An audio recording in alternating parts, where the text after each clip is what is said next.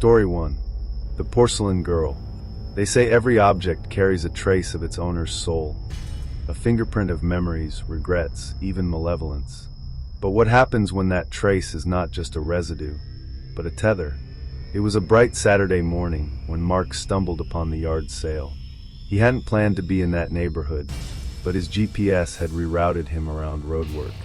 Rows of mismatched tables sat across the manicured lawn of a quaint colonial house, each crowded with relics of a life long lived: doilies, faded VHS tapes, yellowed romance novels.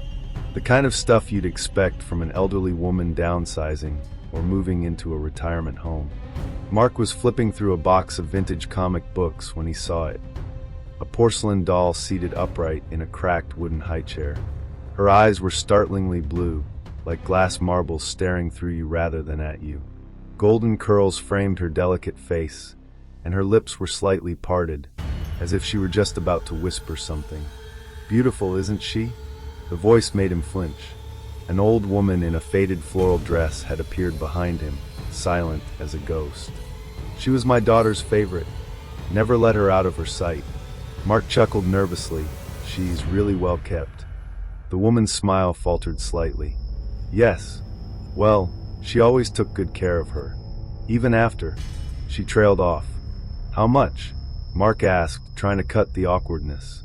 She hesitated, then said, $10. "But once she's yours, she stays with you." He nodded, thinking it was just the weird phrasing of a nostalgic old woman. That night, Mark set the doll on the shelf above his desk. She looked oddly elegant among the clutter of books and monitors. He didn't think much of it until he woke up around 3 a.m. to the sound of something tapping, light, rhythmic, insistent. Tap, tap, tap. It was coming from his office. He crept toward the door, heart thrumming like a bird's wings. The light was on, even though he remembered switching it off. As he pushed the door open, the tapping stopped. The doll sat exactly where he left her, only now, her head was tilted to the side. Not in a toppled-over kind of way, but tilted, deliberately. Watching him, her mouth was slightly wider open. He stepped forward, brushing it off as a trick of the light. But then he noticed the desk drawer, slightly ajar. He always kept it closed. He reached out, pulled it open. Inside was a piece of paper. Not one of his. It was old, yellowed, stained with something brownish. On it, in a child's scrawl, "Don't let her sit alone." Mark jerked back and scanned the room. Nobody was there. But when he looked again, the doll's hand was now resting on the edge of the shelf. Her fingers had moved. He didn't sleep that night. The next day, he tried to toss her out. He carried the doll out to the garbage bin and dropped her in with a clunk. But when he returned inside, she was back on the shelf, seated perfectly upright. Mark's legs nearly gave out. He tried burning her next. He started a fire in the metal barrel out back, watched the porcelain skin blacken and crack. But the flames sputtered out within seconds, as if strangled. And she sat there in the ash, untouched. On the third night, he woke up to the sound of a girl's giggle. High-pitched, giddy. It echoed through the hall. He stumbled out of bed, calling out, "Hello." The doll wasn't on the shelf. As he turned the corner, he saw movement, something small scuttling on all fours at the end of the hallway. A shape in a faded blue dress. Then it stood. A little girl. Blonde curls. Empty eye sockets leaking blood. Mark slammed the bedroom door and locked it. He stayed awake until sunrise, clutching a baseball bat like a child with a teddy bear. He tried everything. Blessings. Psychics. Even tried mailing the doll to a paranormal investigation group. But each time she came back. Finally, he returned to the yard where he had bought her, but the house was abandoned. No furniture, no sign of life. Just boarded windows and vines climbing the walls. The neighbors told him the house had been empty for over 10 years. The woman who lived there died in 2013. Her daughter, killed in an accident. Her throat had been slit by shattered porcelain when she fell down the stairs with her favorite doll. Mark moved out a month later, leaving everything behind. The doll, however, did not stay behind. They found her weeks later, sitting on the windowsill of a third-floor apartment across town, staring out at the street. waiting.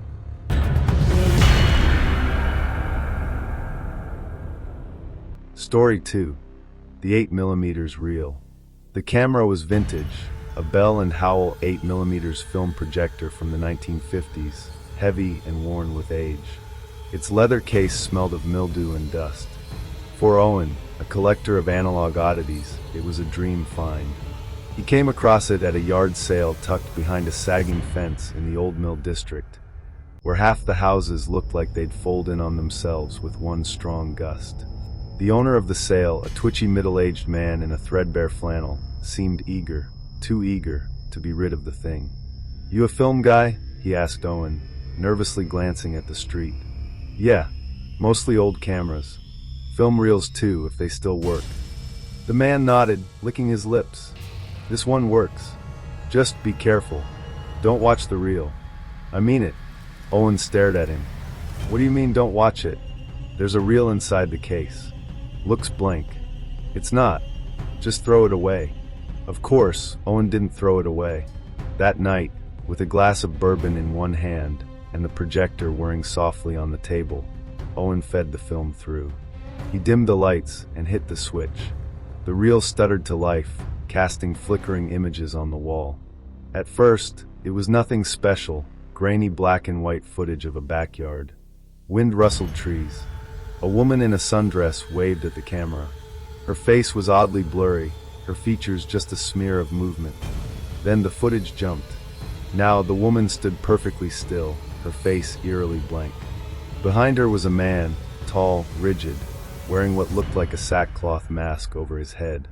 He didn't move, didn't wave, just stood there. The camera began to shake, like whoever was filming had started trembling. The reel jumped again. The woman was on the ground now, crumpled.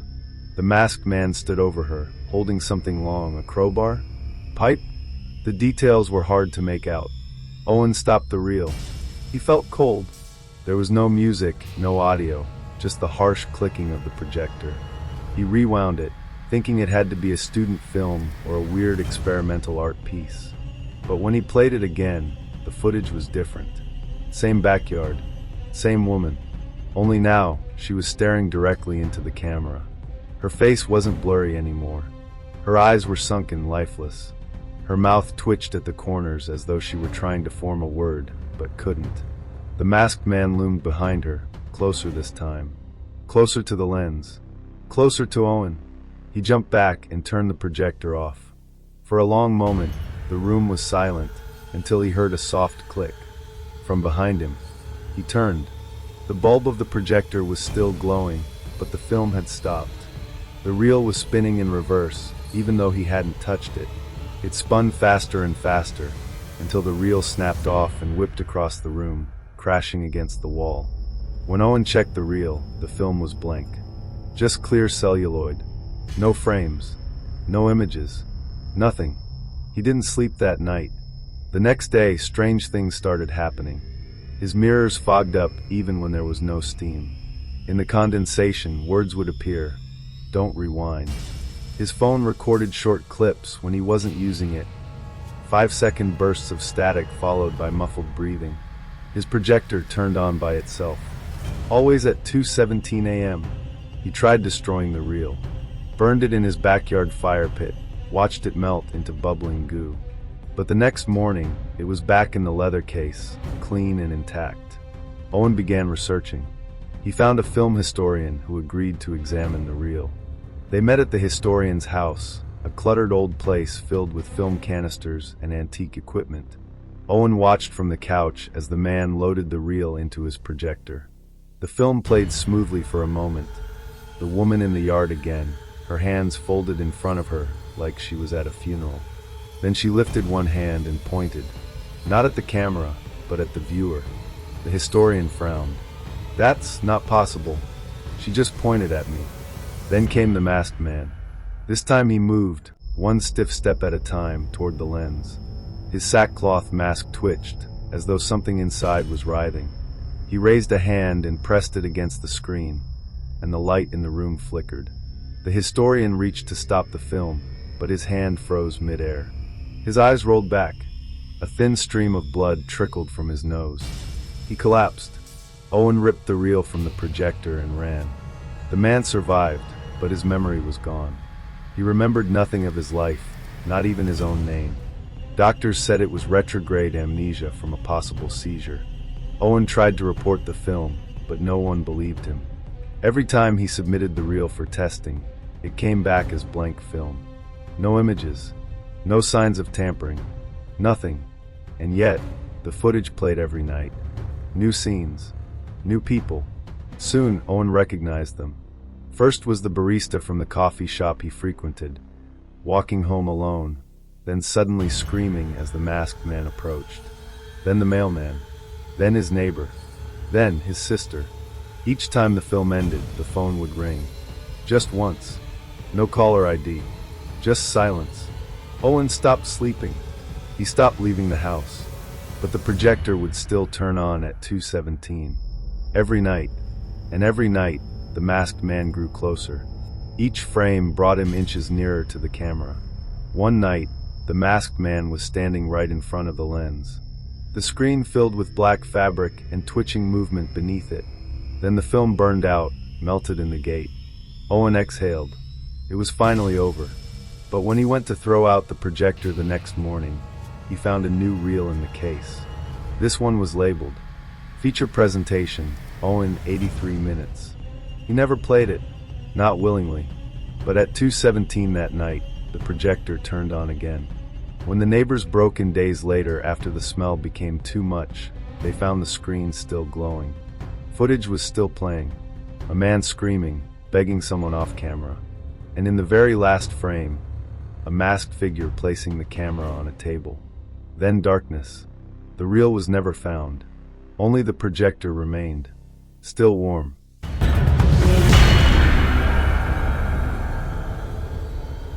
Story 3. The Locked Box. There were always strange things in the yard sales out by the highway. Handmade taxidermy, broken typewriters, chipped garden gnomes. But the one thing that caught Claire's eye was the box. It was small, maybe the size of a shoebox, wrapped in tarnished brass bands and sealed with an old iron padlock. A note sat beside it in a crooked wooden frame. Do not open, ever, $1. Naturally, Claire bought it. The man running the sale didn't even try to talk her out of it. In fact, he barely looked at her. He just took the dollar, mumbled something she couldn't make out, and turned away. At home, she examined the box. The wood was dark and smooth, but cool to the touch, unnaturally so. The brass bands were etched with symbols that looked vaguely Celtic, but not quite. More primitive. The lock, rusted and stubborn, wouldn't budge. That night, Claire set it on her kitchen table and stared at it while she sipped wine. She knew better, of course.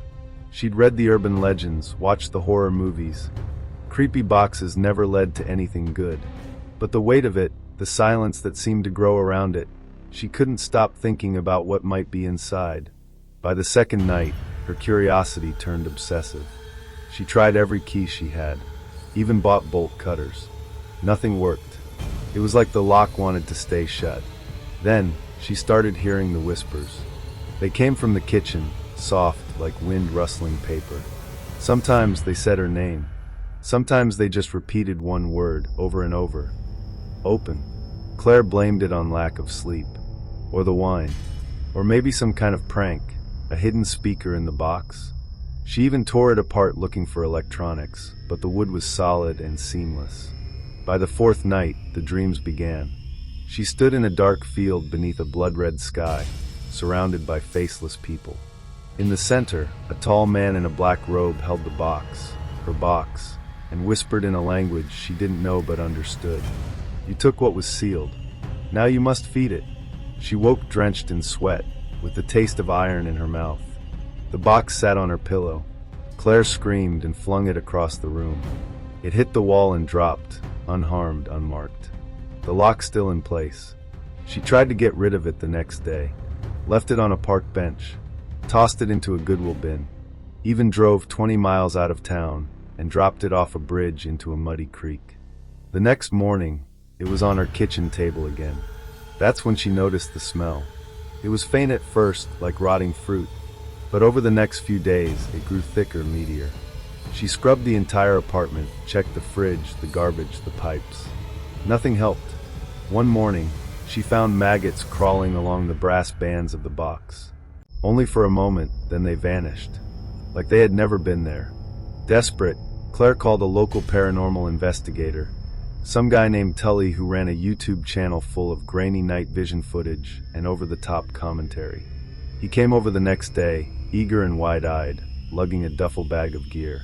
The moment he saw the box, he stopped smiling. "You bought this at a yard sale?" he asked, not taking his eyes off it. "Yeah. Why?" He didn't answer. Just set up an EMF meter and a thermal camera. The EMF went wild before he even turned it on. The camera registered the box at 32 degrees, below freezing, despite it being nearly 80 in the apartment. Tully backed away. "This isn't a haunted object. It's a sealed one. Bound. Contained. Something's inside, and that lock, it's not just physical." Claire laughed. "So what? Like a demon in a box?" Tully didn't laugh. "I don't know what it is. But this thing? It doesn't want to stay shut anymore. It's feeding off your attention. Your obsession." He offered to take it, to bury it at a salt-lined site he claimed was spiritually dormant. Claire practically threw it at him. She felt relief instantly. Her apartment smelled fresh again. The nightmares stopped. The voices faded. For 3 days. On the 4th night, the box was back, not on her kitchen table this time, but in her bed, nestled under the covers beside her. The lock was gone. The lid had cracked open. Just a sliver. Something had come out. Claire didn't sleep. She didn't eat. She barricaded the doors and windows and tried to pretend she didn't hear the breathing, wet, heavy and low, coming from beneath the box's lid. The next time she dreamed, the robed man returned. Only now he was closer. She could see his face. It was hers. "You let it taste," he said. "Now it's yours." She woke to find the box gone. The space where it had rested was scorched black. The table legs had melted slightly. She thought it was over, that maybe whatever it was had moved on. But then people started dying. First, the tenant below her, found in his bathtub, drowned with a smile carved into his face. Then the woman across the hall, strangled, with fingers burned into her neck like hot brands. Claire knew. It was her. Or rather, something attached to her. She called Tully. No answer. Drove to his address. The house was dark. The front door was open. She stepped inside. The smell hit her like a wall. He was in the basement, or what was left of him. His body twisted backward, spine arched like a bow, mouth still open in a silent scream. And in front of him, on an altar of salt and ash, was the box. Wide open, empty, and etched into the floor in blood. "You opened it. Now you never close." Claire burned the house down. She watched it collapse into smoke and flame, the box lost in the inferno. Or so she thought, because 2 weeks later, as she sat in a motel 3 towns over, trying to piece her life back together, there came a knock at the door. No one was there, just a package on the doorstep. No return address, wrapped in plain brown paper. She didn't have to open it. She already knew what was inside. Make sure to like the video and subscribe as the scary hour has just started.